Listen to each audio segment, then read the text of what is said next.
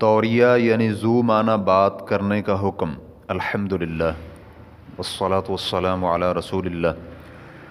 سوال کیا گیا ہے توریہ یعنی ذو معنی بات کرنے کا کیا حکم ہے، رہنمائی فرما دیں۔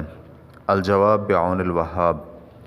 توریہ یعنی ذو معنی بات کرنے کا مطلب یہ ہے کہ انسان اپنی بات سے ایسا معنی مراد لے جو ظاہر کے خلاف ہو۔ یہ دو شرائط کے ساتھ جائز ہے۔ نمبر 1، الفاظ اس معنی کا احتمال رکھتے ہوں۔ نمبر 2، توریہ کی وجہ سے کسی پر ظلم نہ ہو۔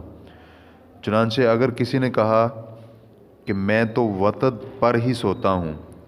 وتد ایک لکڑی کو کہتے ہیں جسے دیوار میں ٹھونک کر سامان لٹکایا جاتا ہے، جیسے ہک وغیرہ، اور وہ کہے کہ میری وتد سے مراد پہاڑ ہے، چنانچہ یہ توریہ درست ہوگا، کیونکہ وتد کے دونوں معانی درست ہیں اور اس میں کسی پر ظلم بھی نہیں ہے۔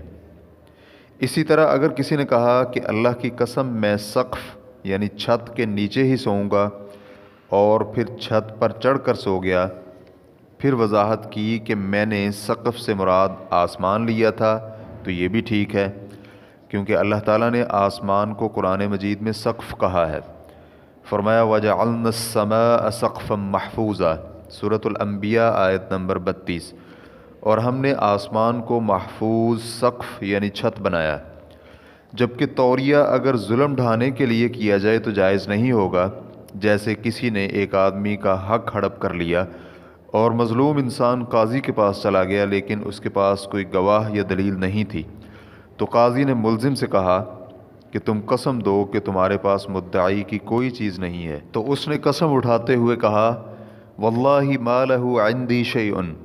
ما نفی کے لیے ہو تو اس کا معنی ہوگا اللہ کی قسم اس کی کوئی چیز میرے پاس نہیں ہے۔ تو قاضی نے ملزم کے حق میں فیصلہ دیتے ہوئے اسے بری کر دیا۔ تو ملزم کو لوگوں نے بتلایا کہ تم نے جو قسم اٹھائی ہے وہ یمین غموس ہے، اور جو بھی اس طرح کی قسم اٹھاتا ہے وہ جہنم میں جائے گا۔ جیسے کہ حدیث میں بھی آیا ہے، جس شخص نے بھی جھوٹی قسم کے ذریعے کسی مسلمان کا مال ہڑپ کر لیا، وہ اللہ تعالیٰ سے اس حالت میں ملے گا کہ اللہ اس پر غضبناک ہوگا۔ تو ملزم نے جواب دیا کہ میں نے تو نفی کی ہی نہیں، میں نے اس بات میں جواب دیا تھا، اور ما لہو لفظ کا مطلب میری نیت میں یہ تھا کہ یہ ما اس میں موصول ہے، یعنی میرا مطلب تھا اللہ کی ذات کی قسم میرے پاس اس کی چیز ہے۔ چنانچہ مذکورہ لفظ اس مفہوم کا احتمال تو رکھتا ہے لیکن یہ ظلم ہے، اس لیے جائز نہیں ہوگا۔ یہی وجہ ہے کہ حدیث میں آیا ہے کہ تمہاری قسم اسی مفہوم میں معتبر ہوگی جس مفہوم میں قسم لینے والا سمجھے گا، اور اللہ کے ہاں اس قسم کی تعویل مفید نہیں ہوگی، اور ایسی صورت میں یہ قسم جھوٹی تصور ہوگی۔